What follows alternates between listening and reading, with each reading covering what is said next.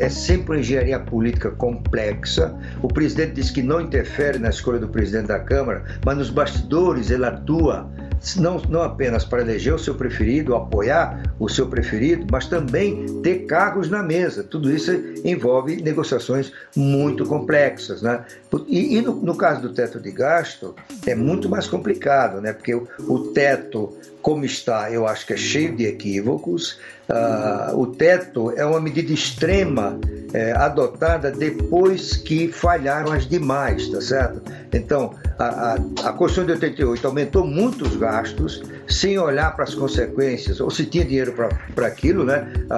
A ideia era combater a desigualdade e a pobreza, fazia sentido, mas fizeram isso gastando. A China obteve o mesmo resultado no espaço de uma geração, fazendo medidas pró-crescimento, e com isso tirou 800 milhões de chineses da pobreza no espaço de uma geração, não é? Aqui não, a gente gasta sem saber qual é a consequência. No começo isso foi acomodado por inflação, a inflação corrói o valor dos benefícios, né? Depois, quando acabou a hiperinflação com o Plano Real, a carga tributária foi aumentada para acomodar essas despesas adicionais.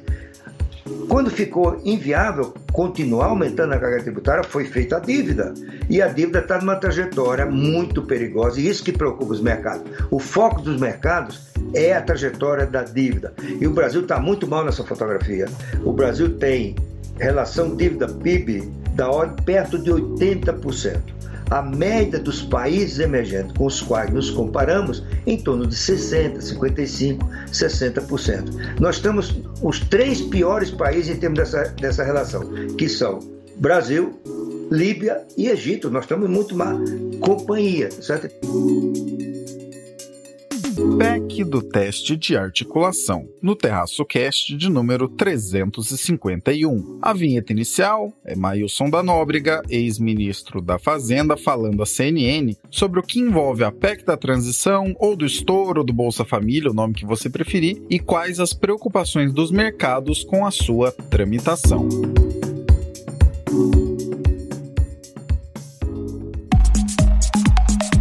O índice da Bolsa de Valores de São Paulo fechou pela primeira vez acima dos 106 mil pontos. Fomos responsáveis, caímos em conto do vigário e não fizemos sem fazer o que o resto do mundo já fez. Carry out the peaceful transfer of power as we have for more than 2 centuries. Do mundo relevante da economia, política e assuntos afins, diretamente para os seus ouvidos. Este é o Terraço Cast. E aí, pessoal, tudo bem? Caio Augusto, diretamente da noite de 29 de novembro de 2022, uma terça-feira, em Ourinhos, para mais um episódio do meu, do seu, do nosso Terraço Cast. Neste 351, quem me acompanha são elas do trio mais amado do Brasil. Fala, Raquel, tudo bem? Alô, alô, terraceiros e terraceiras! Como vão vocês? Aqui quem fala é a sua moça do tempo preferida, que está aqui no momento em um estúdio, né? Então está bem escuro e quente nesse momento, então não consigo dizer muito bem, né, como é que tá o tempo lá fora. Quando eu entrei, estava um tempo um pouco estranho entre parece que vai cair o mundo ou vai fazer o maior sol do mundo, né? Então parece que é a nossa realidade ultimamente, né? Esses dias eu não sei se eu durmo assim de ar-condicionado ou edredom, né? Um tempo um pouco maluco, né? Não é a cara da nossa primavera, que costuma ser mais, né, quente, né? Ou assim, tem chuva mesmo, né? Já vai antecipando aquelas chuvas de verão, mas não faz frio, né? Então o tempo, na verdade, assim, a moça do tempo tá indicando que é aquele tempo que você tem que ter várias roupas no mesmo dia, né? E não é aquela coisa de, camadas, né? Porque aí depois, não, é um pouco estranho mesmo. Você tem que ter galochas, tem que ter, né, sandalinha de dedo. Eu sou adepta ali de, se vai chover, vai de chinelo mesmo, porque aí você passa pela chuva e tal. Não, mentira, gente, não façam isso em casa, tá? Porque, né, na sua cidade de preferência, porque pode dar doenças. Eu já fiz isso uma vez e eu me arrependi profundamente, tá? Depois de passar por muitas poças e ficar imaginando as melecas que eu coloquei no meu corpinho. o tempo tá curitibano ultimamente. Abraço a quem nos ouve direto da cidade de Sorriso. Também ela, nossa correspondente internacional, Renata Cocho. Fala, Renata, tudo certo? Oi, Caio, amigos do podcast do Terraço, tudo bem com vocês? Aqui é a Renata falando da Califórnia e trazendo, como sempre, o Boletim Internacional. E para fechar, ela que sempre traz questões que você nem poderia imaginar, mas depois que você acaba o episódio, com certeza, eu sou capaz de apostar numa dessas bets aí, você sai correndo daqui e vai pesquisar um pouco mais sobre o assunto. Fernanda Mello. Fala, Fernanda, tudo certo? E aí, pessoal do Terraço, Caio, como vocês estão? Olha, eu deveria ganhar um prêmio de aleatoriedades que a gente consegue fazer paralelo com a economia, fala sério. Hoje o pessoal vai ficar desacreditado do assunto. Enfim, sem mais delongas, vamos então ao 351. Raquel, finalmente começou a tramitar a PEC da transição. E isso coincide com um desaquecer da economia. E agora? Bom, gente, vamos lá, Caio. Então, o comentário vai ser breve, né? Porque ainda não há tantas decisões aí sobre a questão da PEC da transição, né? Uma das primeiras é que parece que quiseram mudar ela de nome e agora vai ser chamada PEC do Bolsa Família, a sugestão do PT, justamente para pressionar parlamentares ali a não rejeitar a proposta, né? Porque aí eles colocam ali basicamente quem rejeitar essa proposta quer dizer que é contra o Bolsa Família. Na verdade, não é bem o caso, né? Como eu já falei aqui em outros episódios, existe um espaço já orçado para o Auxílio Brasil, né? Que, enfim, vai voltar a chamar Bolsa Família, etc. Mas existe um espaço já orçado para o orçamento do ano que vem com o auxílio em R$400. Então, o que se precisa aprovar, assim, de imediato, né? Que é mais urgente, é a diferença, né? Dos 400 para os 600 e aquele adicional de R$150 que parece que já é consenso também entre parlamentares, entre a classe política. Só que a questão, né, de toda que eu já expliquei aqui pra vocês é que a PEC da transição, a ideia inicial ali do governo do PT, do governo de transição, né, do futuro governo,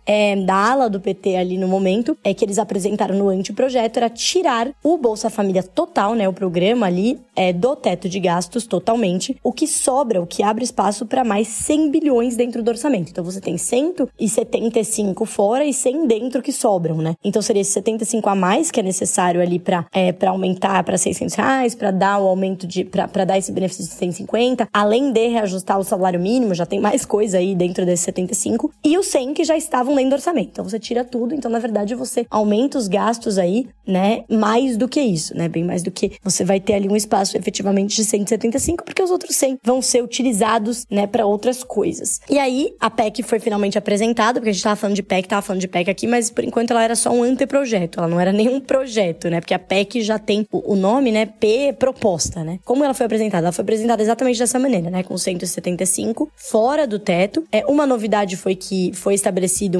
um período de 4 anos pra isso ficar fora do teto. Mas a realidade, gente, é que assim, o teto já morreu, né? Não adianta nada falar, vai ficar só por 4 anos fora do teto, porque o teto já deixou de existir, né? Já tinha deixado de existir antes de tudo isso, né? Já era preciso fazer uma nova regra fiscal. E agora, menos ainda, quando você tira as despesas sociais dentro do teto, gente. Não faz sentido. A questão a classe política precisa priorizar os gastos. Se você tirar todos os gastos, você vai ficar lá só com, né, INSS e gasto com servidor dentro do teto. E aí quem mais vai sofrer vai ser ali, né, investimentos e tudo mais. E assim, não faz sentido nenhum, porque você vai continuar aumentando. O objetivo do teto é que você controle o gasto público no longo prazo, né, de uma maneira que se encontre um equilíbrio, né, e não que você vá tirando tudo, né. Você tira tudo, você matou o teto, né, não serve pra nada. Então, tem ali essa novidade de 4 anos, mas que eu acho que, pra ser bem sincero, não é novidade nenhuma, não muda nada na minha visão, mas muitos congressistas já disseram que isso não significa que ela vai passar dessa maneira, né? Então, ao mesmo tempo, muitos analistas falam ali que estão ouvindo do governo de transição que há uma discussão com o senador Tasso Gereissati, que apresentou uma outra proposta que, de fato, faz ali só o adicional de 75, 80 bi, só ali pra esse adicional para os R$600, para o reajuste e para o adicional às crianças, e que fica dentro do teto de gastos, né? Então tem ali uma discussão, né? Se faz sentido, se vamos com essa proposta do Tasso, se esse anteprojeto, né, se essa do PT não passar. Mas também, gente, ninguém é bobo nem nada. Também tem toda uma discussão sobre o que? As emendas parlamentares, né?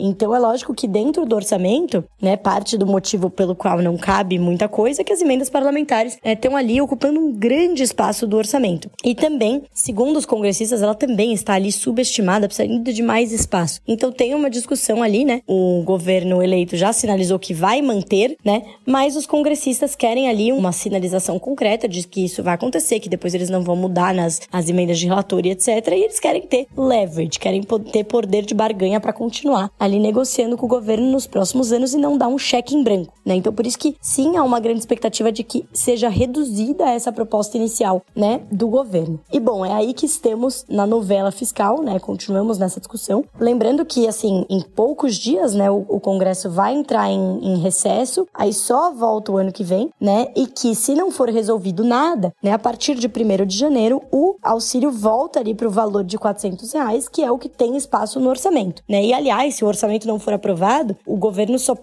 federal só pode ir gastando, né, dentro das despesas obrigatórias, né, 1/12, né? E aí você segura muito os gastos também por esse, né? A gente já passou por uma novela de não aprovação de orçamento, começou a faltar dinheiro em todo canto. Por quê? Porque existe ali dentro das leis fiscais que você não pode, se o orçamento não for aprovado, basicamente o governo só pode gastar um mínimo ali para funcionar. Então, também tem essa questão importante que é de aprovar. E aí tem uma outra opção que é usar crédito extraordinário, né? A questão é que, como eu falei também aqui para vocês, o crédito extraordinário, ele tem ali as características de imprevisibilidade, de urgência, né? Que vai ser muito difícil, né? Ser provado ali para o TCU, o Tribunal de Contas da União, que pode o quê? Reprovar as contas e ali acabar, né? Isso acabar sendo um tiro no pé do governo que, né, vai assumir já com um problema enorme ali, né? Passível de crime de responsabilidade, que é passível de impeachment. Então o governo também não quer andar nessa corda bamba. Então é isso, gente. Do lado fiscal é isso. Como meu comentário foi curto aqui, trazendo um outro comentário rápido aqui sobre o resultado do CAGED. Então, bom, saiu o resultado do CAGED, que é a geração de empregos formais, e ela veio bem abaixo do esperado, tá? O CAGED vinha surpreendendo para cima, vinha surpreendendo positivamente nos últimos meses, né? Então, o mercado de trabalho muito forte, principalmente ali no setor formal, porém, já começa a perder força, né? Então, é aquela história de tudo que é bom dura pouco, como eu venho falando há muito tempo, né? Essa recuperação que a gente estava observando, ela vinha muito puxada pela alta dos benefícios fiscais, então a gente teve o aumento do Auxílio Brasil, a gente teve o Vale, né? Os subsídios para o combustível, o Vale Gás, o auxílio caminhoneiro, taxista, etc. Mas isso, mesmo por mais que eles não tenham sido, né, ainda estejam sendo pagos, isso vai ser incorporado pela renda das famílias, né? E não tem mais essa surpresa, né? Fora que o próprio setor de serviços, né, que tá liderando, assim, a parte, né, o próprio crescimento da economia, como a gente deve ver no PIB. Nesse momento que eu gravo esse comentário, ainda não saiu o PIB, mas provavelmente ele vai mostrar essa foto, né, de um setor de serviços puxando a economia, né? Isso também já começa a perder força, né, na parte de contratação ali. A gente tem que lembrar que o setor de serviços é o que mais representa o nosso PIB, com 70%, e ele é o que mais emprega também, tá? Então é super importante manter isso em mente. E aí, a volta, né, aquela questão daquele fôlego de volta de atividade, a gente não tem mais esse boost, né? Ele vai perdendo força. Então, é aquela história das pessoas viajando depois da pandemia, as pessoas tirando férias, as coisas começam a perder força. Não tem mais aquele desespero pós-pandêmico de preciso fazer alguma coisa, preciso almoçar, preciso viajar, preciso fazer minha festa. Isso vai perdendo esse impulso mesmo, né? Que tava ali carregando a nossa economia. Então, a gente já começa a ver os primeiros sinais aí sendo mostrados, então, no mercado de trabalho formal. Amanhã vai sair o resultado aí da PNAD, né? Que é o setor formal e informal, que vai falar do desemprego, mas deve caminhar na mesma direção. Lembrando, gente, que por mais que muita gente tenha falado, os empregos que foram criados, na verdade, foram tudo de setor informal, a informalidade aumentou. Eu conferi esses dados outro dia e isso não se mantém, tá? Na realidade, a informalidade continua praticamente estável da onde ela estava no pré-pandemia. A força de trabalho aumentou, então tem mais gente trabalhando, tá? O nível ali, né, de trabalho em termos de formal e informal, né, a classificação, ela se mantém a mesma. Então, a formação, de fato, né, essa melhora no mercado de trabalho, ela foi substancial e não mudou a estrutura, né? Por mais que o ideal não seja esse, a gente ter mais de 40% aí, né, de informais, não é uma coisa que foi, né, enfim, negativa negativa por exemplo, da própria reforma trabalhista, né? Isso não aconteceu, os dados não mostram isso. Pelo contrário, né, os dados iniciais mostram que a reforma trabalhista teve impactos bastante positivos e influenciou positivamente aí essa queda no mercado, essa queda no desemprego. Porém, isso deve começar a perder força, né, tanto com essa questão da perda de ímpeto, né, da volta da pandemia, quanto a acomodação desses benefícios fiscais, e agora, gente, obviamente, sentindo o efeito da política monetária restritiva, né, o efeito ali dos juros subindo no bolso das famílias. Entre nomes que passam maior preocupação ou ternura, as duas grandes verdades a respeito dessa PEC são as seguintes. Em primeiro lugar, o governo eleito coloca como central esse ponto, né, de aprovação dessa PEC, porque não abrirá mão de manter algumas promessas eleitorais que, não nos esqueçamos, foram propostas quase que em igualdade entre os dois lados que estiveram no segundo turno. Com a diferença que os gastos aqui são maiores, porque incluem certa recomposição orçamentária de alguns programas que tiveram desembolsos diminuídos nos últimos anos, especialmente na última discussão orçamentária, além de trazer a frase "queremos que o Estado volte a ser indutor da economia" para a mesa, por exemplo, buscando colocar alguma cifra para investimentos públicos. Mas, em segundo lugar, esse será o primeiro grande teste de capacidade de articulação política desse próximo governo. É claro, as pessoas que estarão lá no próximo ano não são as mesmas que estão agora. Algumas não foram reeleitas, né? E outras pessoas foram eleitas e tudo mais. Mas a diferença entre o que se colocou na mesa e o que efetivamente será aprovado dará a tônica do poder de convencimento e da capacidade de aprovação desse governo que vai entrar agora. Complementando o que disse Maílson da Nóbrega na vinheta de abertura desse episódio, entre boas intenções e gastos com interesses bastante concentrados eleitorais, muito será discutido. Certamente, o que de relevante tiver nessa discussão em termos de o que já se tem como certo, traremos aqui para você. E para não dizer que não falamos sobre isso, você que nos acompanha aqui há um tempo já sabe, o tal decolando da economia na realidade envolvia o nosso clássico voo de galinha, que traz euforia e depois ressaca. A grande novidade é que a euforia durou bem menos dessa vez, e a ressaca chegará muito mais rápido do que nas vezes anteriores. Melhorias observadas em velocidade considerável, tanto em PIB quanto em nível de desemprego, devem ficar bem menos notáveis daqui para frente. Até porque, não nos esqueçamos, hoje nossa taxa de juros real, que é a diferença entre a Selic e a inflação, é uma das maiores do mundo em função do nosso enorme risco fiscal. Entendeu como basicamente tudo na economia acaba se conectando?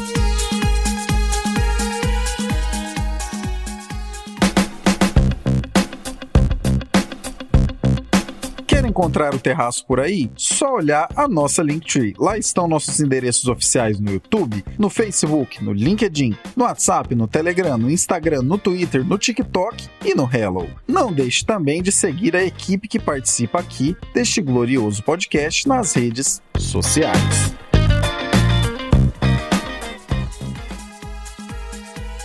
Renata, traga para nós o Boletim Internacional. Essa semana eu queria falar de Copa do Mundo, né? Não tem nada mais internacional que isso. Mas o Caio pediu pra eu falar de China, que nem tá na Copa do Mundo. Mas não pule a minha parte, porque eu acho que é importante comentar um pouco sobre a China. O que tá acontecendo lá, né? Como vocês sabem, a China mantém a política de Covid-0. E, apesar disso, eles estão tendo o maior número de casos desde que começou a pandemia. Ainda é um número relativamente baixo, se a gente comparar, né? Pegar a população da China, mais de 1,4 bilhões de habitantes, mas a gente for ver assim, a política deles em termos de Covid tem sido um sucesso relativo, né? Cerca de 31 mil mortes até agora, um número muito reduzido se a gente comparar com outros países como o Brasil, Estados Unidos, que teve, né, mais de 1 milhão de mortes. A população da China teve um número bem pequeno de mortes em comparação ao tamanho da população. Mas eles têm feito, né, essas políticas de lockdown muito restritivos ainda, né? São políticas que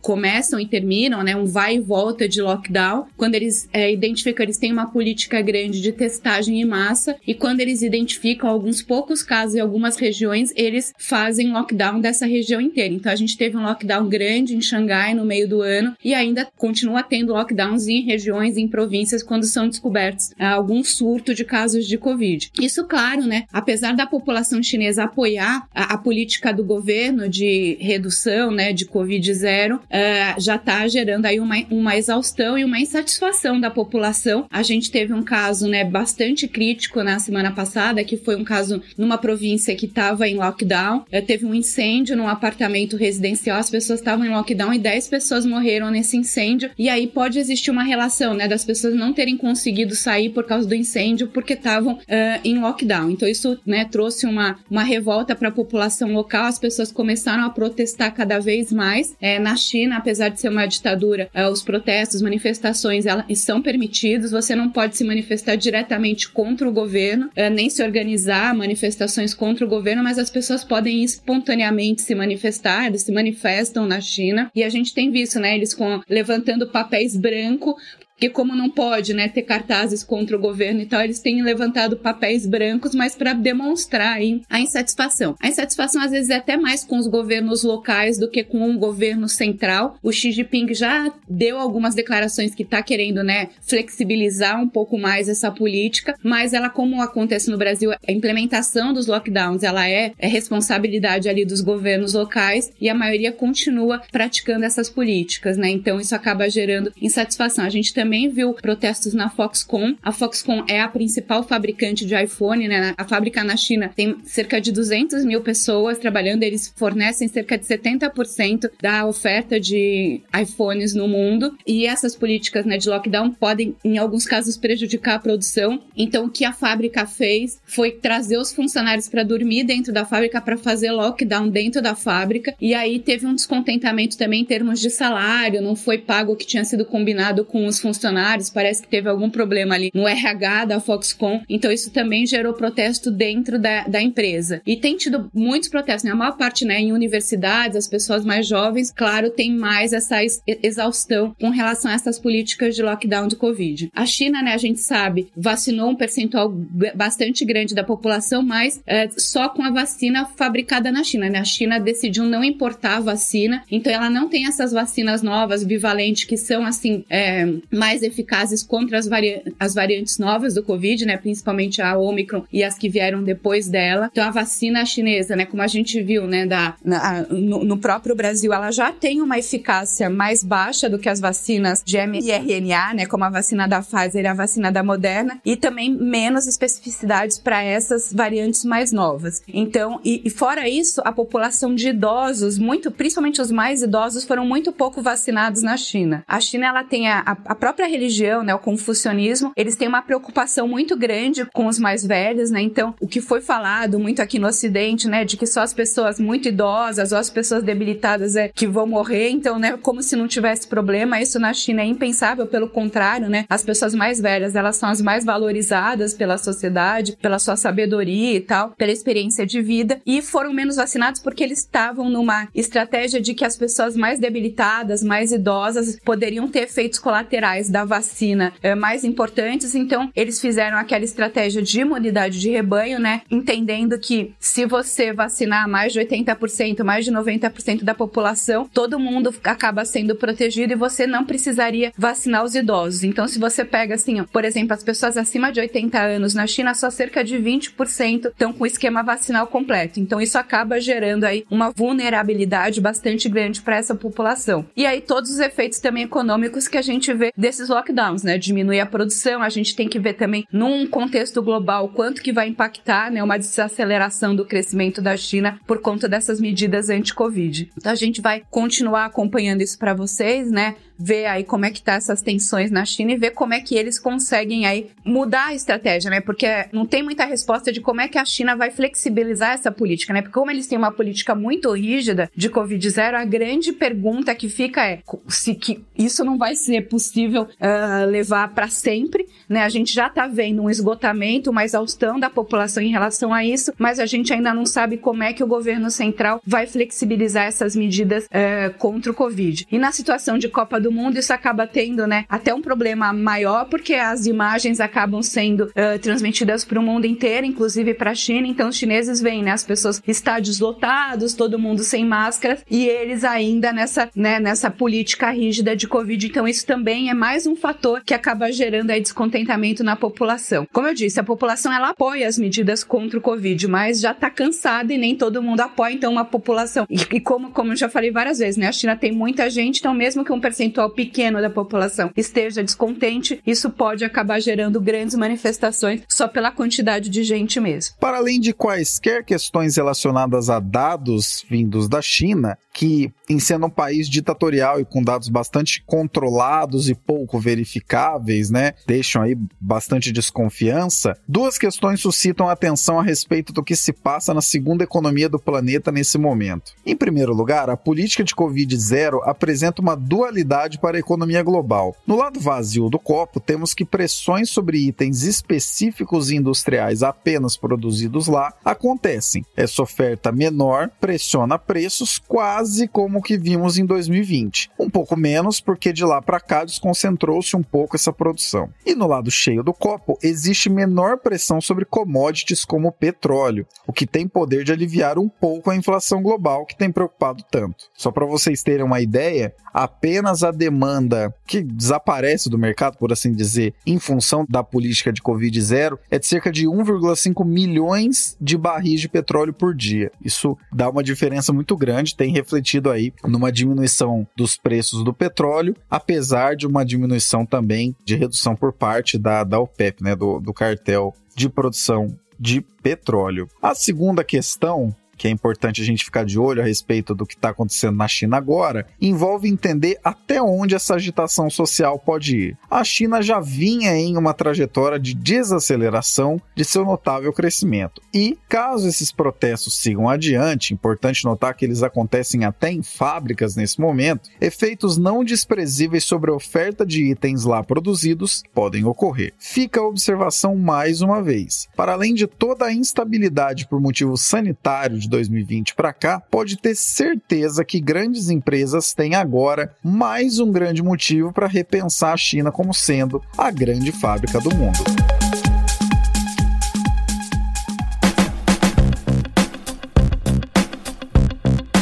O Terraço pode ser parceiro da sua marca, sabia? Produção de conteúdo em texto, áudio, vídeo, do jeito que você precisar e com a entrega que tem o nosso jeitinho. Se você quiser saber mais sobre como isso é possível, olha na nossa Linktree o link Contrate o Terraço e nos chame que te contamos com detalhes. Fernanda, o que Taylor Swift e a economia americana têm em comum? Parece uma relação confusa, mas ganhou até nome ultimamente: Swiftonomics. Conta mais sobre isso. Então, aparentemente, é possível ter uma visão dos Estados Unidos depois do Covid, olhando a economia ao redor da cantora Taylor Swift. E aí, para isso, até criaram um neologismo chamado Swiftonomics. A Taylor Swift é uma cantora muito conhecida, ela obviamente tem uma marca pessoal muito forte, com fãs de muito tempo, e aí as pessoas que gostam dela, né, estão dispostas a pagar muito dinheiro para ter a chance de conhecê-la. E aí, qual o paralelo que a gente pode fazer com a economia? É o seguinte, a próxima turnê dela, em 52 estádios dos Estados Unidos, tem todos os ingredientes para um choque de demanda. Por quê? O ingresso original no site estava sendo vendido por $100, mas é o tipo de coisa que, assim como aqui no Brasil, esgota-se muito rápido. E aí tem cambistas pedindo até $40 mil para o ingresso no show. Isso sugere que, mesmo com a aproximação da recessão e as questões de inflação e taxa de juros altas lá nos Estados Unidos, muitos consumidores estão dispostos a gastar com o que eles perderam no auge da pandemia, ou seja, viagens, entretenimento, esse tipo de coisa. Uma demanda reprimida. Se a gente tentar analisar pelo conceito fundamental de oferta e demanda, não vai fazer muito sentido, eles não se aplicam nessa situação. Os fãs da Taylor Swift têm uma versão extrema desse consumidor turbinado, né, que são o final dos millennials e o início da geração Z. Eles esperaram pelo menos 4 anos para ter um show da Taylor Swift, ela ficou esse tempo parada de fazer show, e aí ela ela retoma e muitas pessoas, né, com aquela demanda reprimida da pandemia por conta do Covid, toda essa vontade de consumir aflora. E eu falo direto com vocês sobre isso, sobre como as marcas de luxo estão buscando esse público jovem no TikTok, como os jovens começam a ver o entretenimento, os shows como um luxo acessível no tempo de crise. E olhar para Taylor Swift também oferece um intensivão sobre um outro conceito que é o monopólio. Lá nos Estados Unidos existe a empresa Ticketmaster, que é uma dominante da indústria ali dos shows ao vivo. E como esses ingressos se mostram difíceis de se conseguir, existe uma crítica política sobre a necessidade de renovação dentro dessa indústria e não deixá-la à mercê da Ticketmaster. E aí esse debate todo reflete o trabalho também de um economista muito conhecido, Alan Kruger, que no início dos anos 2000 criou o conceito do Rockonomics para explicar a economia através da indústria da música. E mesmo naquela época, o Kruger costumava usar a Taylor Swift como um exemplo de uma cantora que muito jovem começou e de alguém que usava estratégias para impulsionar as suas vendas seja de CDs na época, né, até de shows, enfim. Era uma pessoa que se usava de lançamentos para bombar a sua demanda. E aí, por aí vai, a gente consegue fazer vários paralelos no maior estilo Freakonomics. O que vocês acham dessa análise? Um pouco diferente do que a gente vem trazendo aqui, né? Me fala aí nos comentários das redes sociais do Terraço pra gente conversar sobre o assunto. É impressionante como alguns eventos que parecem não ter nada a ver com a economia, na verdade, são uma verdadeira aula neste quesito. A atual situação em que todos nós estamos focando em tirar o atraso dos tempos isolados da pandemia, pensa, por exemplo, em quantos casamentos, viagens e reencontros com amigos você fez esse ano em comparação com os outros últimos anos. Tudo isso é um reflexo direto da renda disponível que temos e da vontade que estávamos de realizar essas atividades prazerosas com pessoas queridas. Quando falamos de artistas com uma verdadeira legião de fãs, da maior economia do planeta, o que significa que na média é onde as pessoas mais possuem renda disponível, e de quase um monopólio da venda de ingressos, temos a insanidade de um ingresso que inicialmente saiu a $100, custando $40 mil se você for comprar com algum cambista. Talvez você não tenha pensado nisso e comece a pensar a partir de agora, mas o resultado de todo um momento bastante específico da economia do mundo todo, e especificamente em relação à economia americana, pode ser explicado com uma rápida abertura e esgotamento de vendas de ingressos da Taylor Swift. Vamos nos despedindo delas que sempre abrilhantam os episódios da equipe aqui neste glorioso Terraço Cast. Muito obrigado, Raquel, por trazer uma atualização desse panorama, dessa PEC aí que vem com vários nomes, né? A depender do nome que a pessoa der, a gente já sabe se a pessoa concorda, se a pessoa acha que tá tudo certo, ou se acha que é um absurdo, que é o fim do mundo, enfim, né? Tudo que for de relevante, contamos contigo para trazer aqui e a gente discutir. Muito obrigado e te aguardamos na semana que vem. É isso, pessoal. Por hoje eu fico por aqui e a semana que vem tem mais Previsão do Tempo e Novelas Econômicas com Raquel de Sá, diretamente para o Terraço Cast. Muito obrigado também, Renata, por trazer uma certa atualização, um esclarecimento aí a respeito do que está se passando na China agora. Muito ainda por se desenrolar, muitos efeitos aí para serem observados e, logicamente, contamos com você para trazer atualizações relevantes dessas informações. Muito obrigado e te aguardamos aqui na semana que vem. Era isso que eu tinha para comentar com vocês essa semana. Semana que vem eu volto com outros assuntos aqui no Boletim Internacional, tá bom? Um beijo e até lá. E muito obrigado também, Fernanda. Acredito sinceramente que hoje batemos um recorde na loucura do assunto aleatório, mas é interessante conversar aqui com os nossos queridos ouvintes, com as nossas queridas ouvintes, a respeito de como a economia está mais perto da gente e explicando aspectos econômicos em termos práticos do que a gente inicialmente imagina. Muito obrigado e te aguardamos aqui com algum outro tema que faça com que as pessoas pensem bastante, como esse aqui. Te aguardamos na semana que vem. Bom, pessoal, muito obrigada por mais uma semana. A gente se vê na próxima. E se quiserem, me sigam lá nas redes sociais, que é @sigafifa. Um abraço. Gostou deste episódio ou do podcast? Compartilhe com alguém e traz mais gente para ouvir. Nosso acompanhamento sério e comprometido de cenários feito há anos, em uma curadoria semanal para você, fica cada vez mais motivado conforme a audiência se torna cada vez mais qualificada. Conteúdo não falta por aqui. Fica com a gente que você vai gostar. Abraços digitais pelas ondas sonoras. Proseamos mais no próximo episódio.